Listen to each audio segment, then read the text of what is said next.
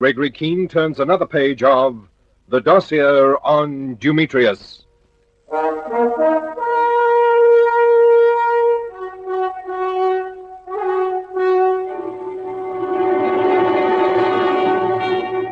Well, we'd set a trap for Peter Ridgway, but through the intervention of a friend of his, a chap called Digby Mitchell, he'd slipped through our fingers.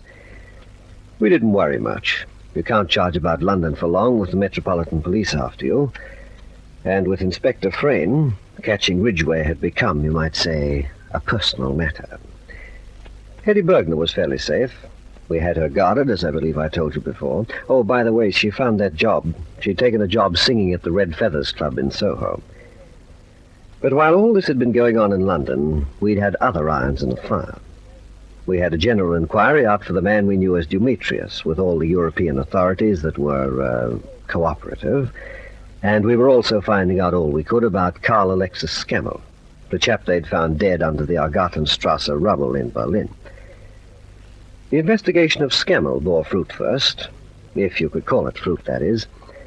And I want you to remember, this whole affair began because AMC in Berlin thought the forged papers traffic was run from their headquarters, and they were sending Scammell to London in connection. You can wait about if you like, Cuts. I shouldn't be with Colonel Fentress long. I'll give you a lift home. What kept you, Keene? I've been on the phone to Frayne at the yard, sir. Sit down. Thank you. Look here, would you like a trip to Berlin? Well, not particularly, thanks. Well, you're going. And you're off side of Cuts, too, if you want him. Tonight? They're putting you on a BEA Viking in the morning. You have something on Scammell. Correct. We very definitely have something on Scammell. Take this away with you and read it later on. Really, Keene, I don't know what the deuce are things coming to. Summary of intelligence report leading to the implication of Karl Alexis Scammell in forged document traffic in Berlin. What the devil is this? The time he was murdered, the writing was on the wall. It looks very much as though being sent here to us to give us some special information was a risk they couldn't take. He was killed to keep him quiet. So he was handling the investigation in Berlin and running the traffic at the same time. Perfect position to be in. Until things got too hot for him. He couldn't have been the top man, then? Obviously not. Taking a shot in the dark, I'd say the top man in the racket was, Dumetrius. And why do you want me to go to Berlin? Look here. Scammell was killed at the moment when he was in possession of papers authorizing him to travel on that American plane. The man who disposed of him knew that. Knew the time of the plane's departure, knew who else would be on the plane, knew none of the other passengers could say, "You're not Karl Scammell," knew exactly what to do to disappear on his arrival at Norfolk. Now, that man must have had access to every detail of Scammell's movements, past, present, and future. So, Keene, what's the conclusion? I know. Scammell and whoever got him out of the way must have been very closely associated. Yes. You're going to Berlin to find out who of the people closest to Karl Scammell hasn't been seen since that plane left Tempelhof Aerodrome. And that man must be Dumetrius, because Dumetrius is here. Unless, of course, Dumetrius kept in the background in Berlin all the time. Then how could he have known enough about Scammell to take his place on that plane? Who could have supplied him with all that massive information? Who could have got rid of Scammell for him at exactly the right moment, eh? Who? Well, I was thinking of Peter Ridgway. If he and Scammell were together at all... You can find out, can't you? Yes, you can find out, Keene, and you'd better. We don't know who Dumetrius is or what he is, but one thing we do know, Keene, he's not here in London for nothing, and he must be caught.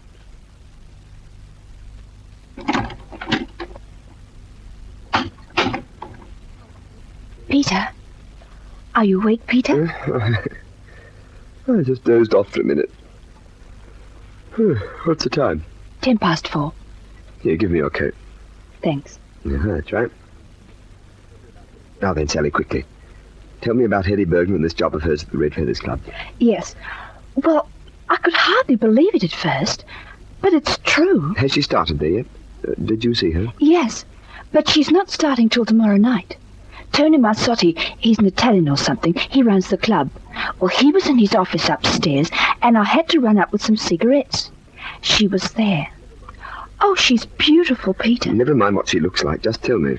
Well, Tony said, this is Miss Bergner, and introduced us, and said, would I look after her because she was our new entertainer? Do you know what time she'll be going and coming? No, but you can bet your life I'll find out for you. The other girl, the one who was left last week, well, she used to sing her last song about 2, and then she'd change and go. There's a little dressing room upstairs, just along the passage from Tony's office. We'll have to work this out. According to Digby Mitchell, they're guarding her flat, so it's no use trying to follow her home and see her there. We'll be asking for trouble. I could see her in the street, or contrive to jump in her cab or something like that. She could always scream and call a constable. Look, Sally, how well do you know this Red Feathers place? You mean the building it's in? Yes. Is there any back way into it? What are you going to do? Never mind, just tell me. Is there any way of getting into Hetty's dressing room without going through the club itself? Well, there's an outside stairway from a lane at the back. It leads up to a little landing. But the door from the landing to the passage is always kept locked. No windows? Yes, there's one. Could you unlock it for me tomorrow night?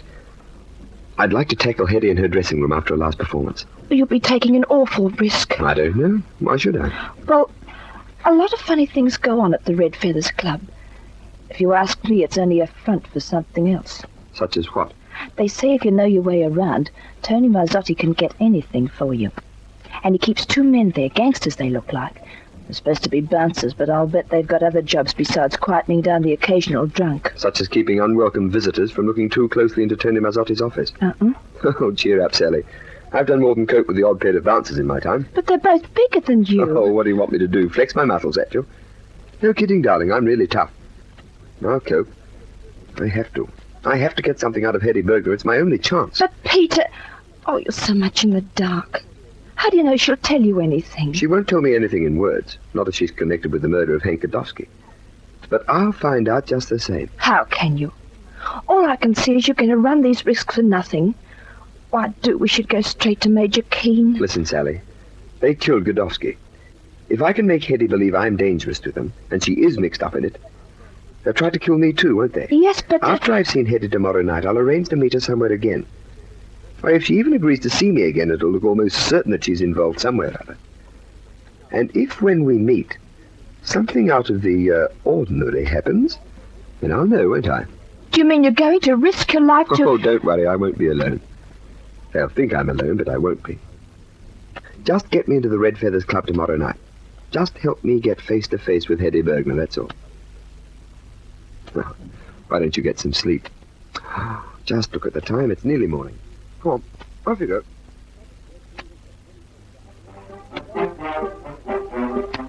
Shut dead window for heaven's sake, Darwell. Get 5 minutes peace and quiet. Yeah, they ought to ban German bands along with the Nazi party. Now, where was I, Keene? Oh, yes, well, I'm sorry you've had this trip to Berlin for nothing. Now, there's all the dope on Scammell. You can see for yourself how he got away with this racket so long. As for Ridgway, he couldn't possibly have had anything to do with Scammell or the document record either, because he wasn't even in Berlin.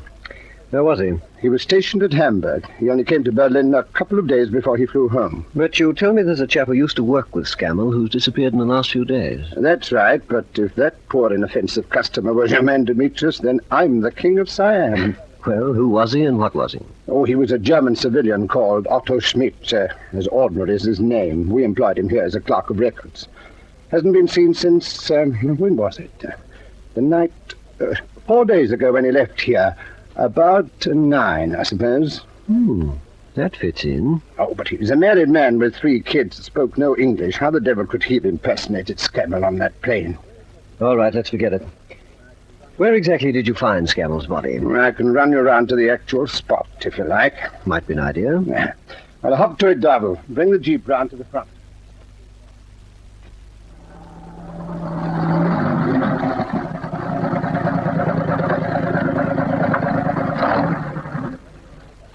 Right, well, here we are. There's no need to get out. Now, do you see the remains of that wall? Yeah. Well, Scammell's body was found at the base of it. Now, whether it was intended or not, we don't know. But after the body was dumped, about 5 tons of masonry collapsed on top of it.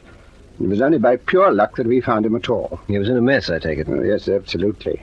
We only knew it was Scammell by the uniform, the color of the hair, and the stuff on him, you know, cigarette case paper, watch on the wrist, all that sort of thing. Yeah, a big bit fell on his head. So we're no further forward.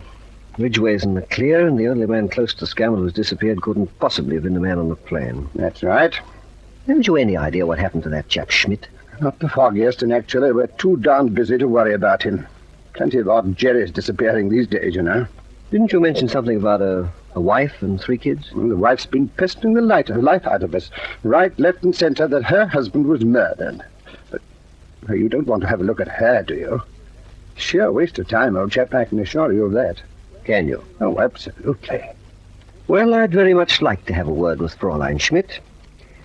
And I'll tell you something, Briggs. I don't think it'll be a waste of time at all.